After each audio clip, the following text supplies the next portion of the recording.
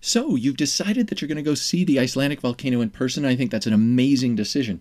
It really is one of the most incredible sights on the entire earth to be able to see lava gushing out of a volcano and to be right there, to be able to feel the heat, to hear it. It really is something that is indescribably cool. So this video is designed to give you a little bit of tips and some sort of a guide to know how you can make sure that you have the best possible experience. We're going to go through a couple of different things. We're going to talk about, first off, just some things to remember as you're planning it. Then we're going to talk about how to get there to Iceland, what you should do about car rentals and some things. And then we'll talk about how to plan exactly the best time to go out there using the Tremor charts. If you haven't watched part 1 of how to watch the volcano, be sure to watch that. That's on our channel, so go click over there and you can watch that. That has a lot of resources that you can be watching from home so that you already can be familiar with some of these things and teaches you about things. I'm assuming that you've already had access to some of those for this one. Now, as you head into Iceland, there are a couple of things that I do want to start off by saying. It is so wonderful for the Icelandic people and the government of Iceland to open this up so that we really can go experience something like this firsthand and up close. And so make sure that you are respectful in everything that you do. Don't act like an entitled jerk. Make sure that you appreciate what an amazing opportunity this is and be respectful of the Icelandic people, of their culture, and everything about it. Don't take stupid risks. Do not put yourself in danger. Iceland is not an enormous country and they have very limited resources in terms of emergency personnel. Do not put extra burdens on them. Be sure to be safe and make good decisions and just respect that this is something wonderful, but we are guests in their country. So everything you do, keep that in mind. So with that said, let's dive into everything about what you need to know to get to the Icelandic volcano and have an amazing experience. So here you can see the IcelandAir website. There's a feature though that they have that I think is really convenient. So I live in the western US, so Denver is the closest place to me. So from Denver, then you can just type in KEF or Keflavik, which is where the airport actually is, and it'll pull up a couple of things. So once you click on your departure date, so I'm actually going to be going back there on the 17th. So if I click on that, or let's say I click on the 16th, then it pulls up a bunch of different days.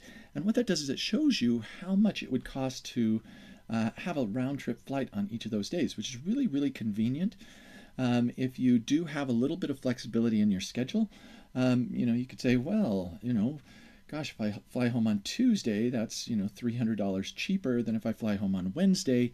And so that's going to be something that you may want to use. So I think that's a really handy thing with IcelandAir. And so that's one of the convenient things. Like I said, I think there are other great airlines.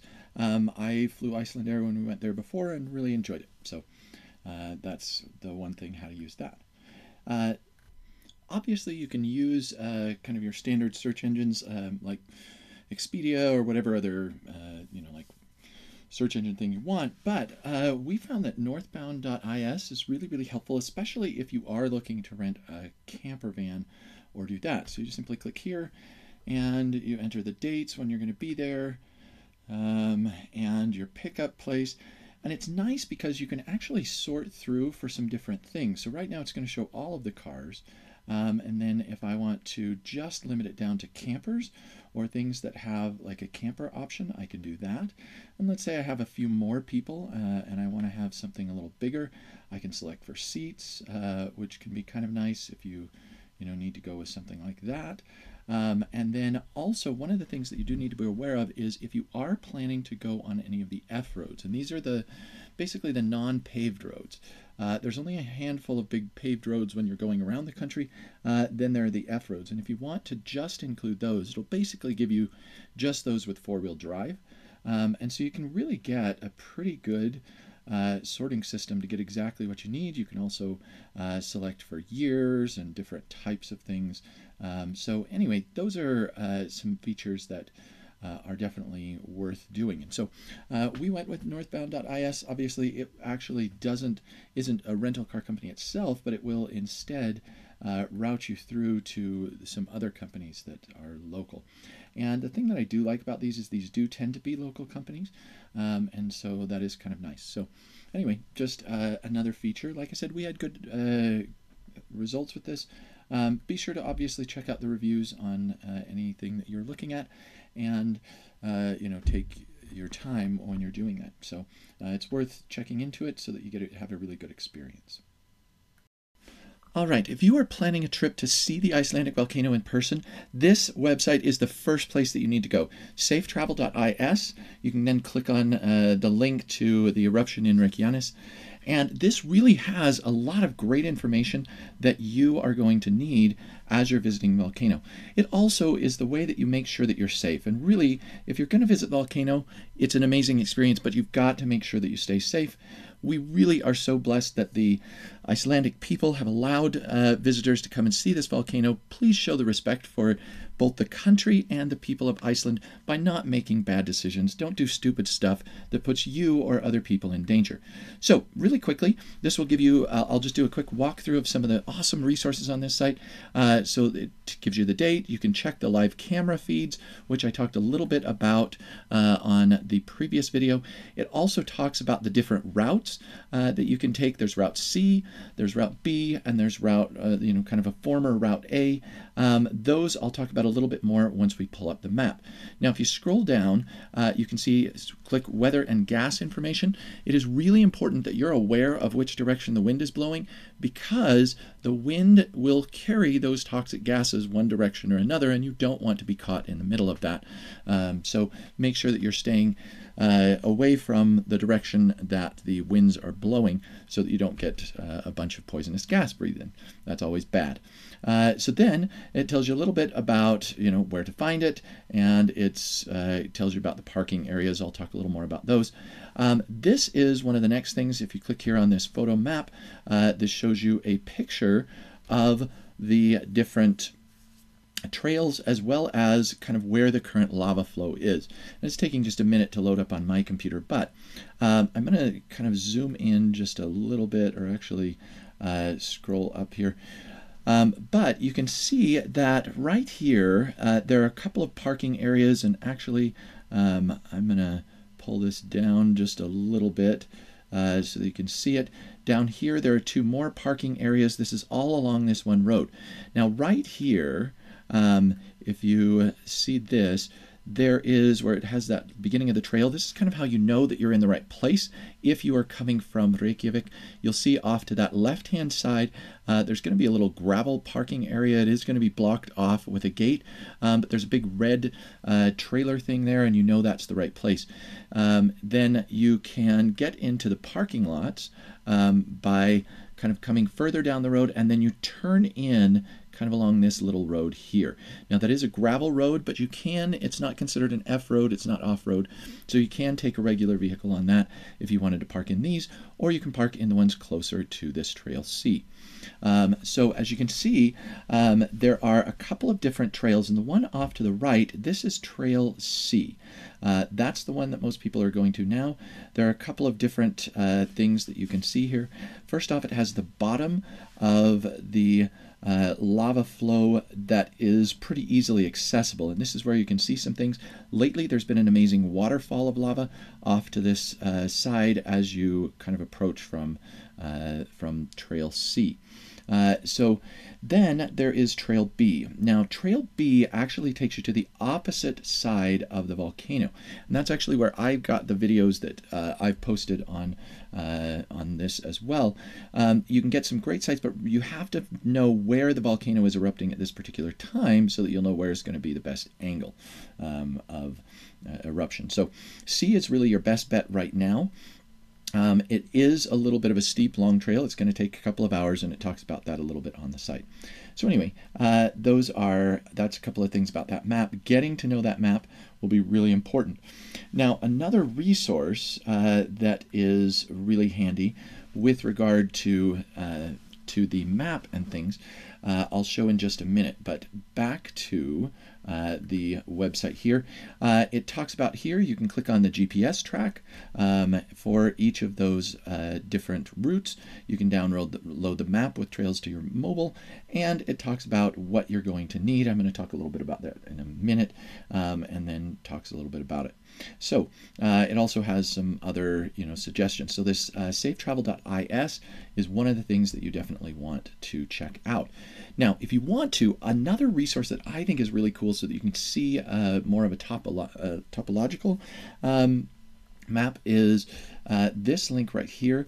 It's a Sketchfab. It's a 3D model of the eruption site. And you can kind of see that this is created from actual aerial images. And you can rotate it around so you can see what it looks like. That's the volcano itself. We can zoom in a little bit here. You can zoom out to kind of see the area. And now that you have a little bit of an idea of what that area looks like, I'm just going to kind of place this here. And you can see this is that lava flow I was talking about, and this is Trail C, just right along this right-hand side ridge. Trail B is going to cut across up this left side. You can kind of see a faint trail, comes up here, and then you cut across there. Whoops. So if you make sure to keep it in the right place. But you can kind of see the faint trail where it leads to there. Like I said, that leads you to the western side of the volcano. The eastern side has the highest viewpoint.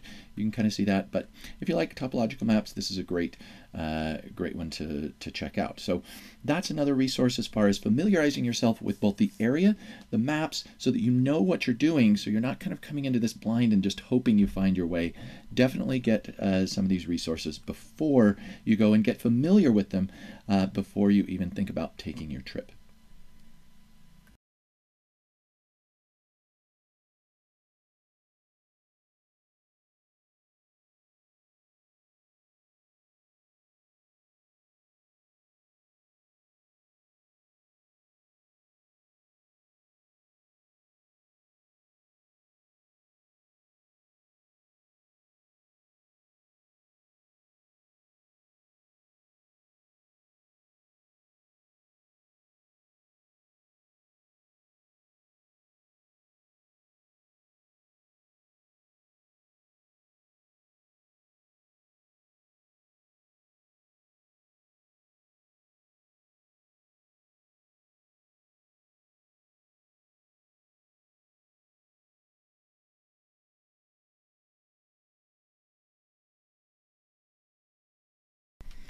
Now, obviously, you're going to want to bring a lot of stuff with you to Iceland when you go so that you don't have to buy all these things. But here are what I would consider kind of the bare minimum things to bring with you when you are headed out to the volcano.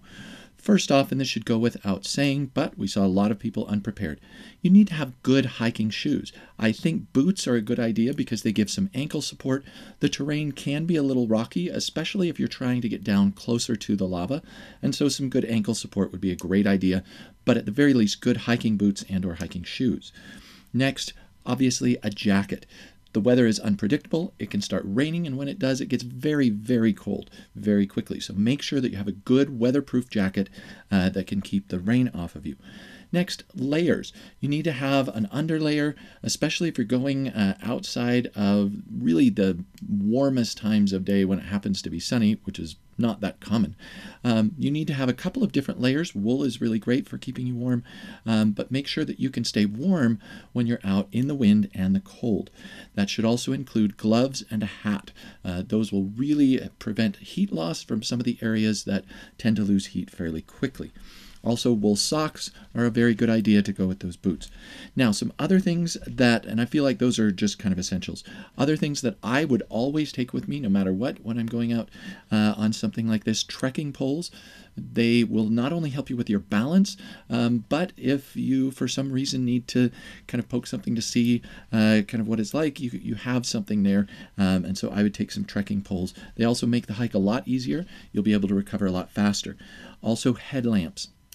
Regardless of if you plan on staying there, if you're going anytime where there's a chance you might be there in the nighttime, I would definitely be taking headlamps and a flashlight. It's just going to get really difficult to get back if a storm sets in and it gets dark sooner than you expected. Another thing is water. I really don't go hiking anywhere without water. You need to make sure that you have it. There's obviously no water out near the volcano, so you'll need to have that to take with you. And I usually bring along food, just in case I get a little bit hungry. And if you want to, something that you can sit down on, a blanket or some sort of, like even an emergency blanket or just kind of a thin layer, that can help so that if you do end up waiting a little while you're watching the volcano or for the weather to clear, you can be a little bit more comfortable. So those are my suggestions for other things that you would want to bring with you and that I would take out to the volcano. Now, some other things that are probably worth mentioning are obviously your cell phone is going to be a good idea so you can get in contact if something happens, and you need to make sure that that's going to work. I think one of the best things for this is the Wi-Fi, portable Wi-Fi hotspots. You can either get those from your rental car company. They typically will have those that you can rent, or you can rent them from this website, and I'm posting a little picture here so you can see that. Really just make sure that you have some way to get in contact if something happens. I would also make sure that your batteries are all charged, and if you are going to be using cameras, bring some extra batteries, and that applies doubly if you're planning on using a drone. The cold weather is going to make those drones lose their charge a lot faster. Same thing holds true for camera batteries as well. So those are some things just to consider on top of the other things that we've mentioned. You want to make sure that you're prepared. It's a long hike back to the car, and you'd rather have all of the things that you need when you get out there.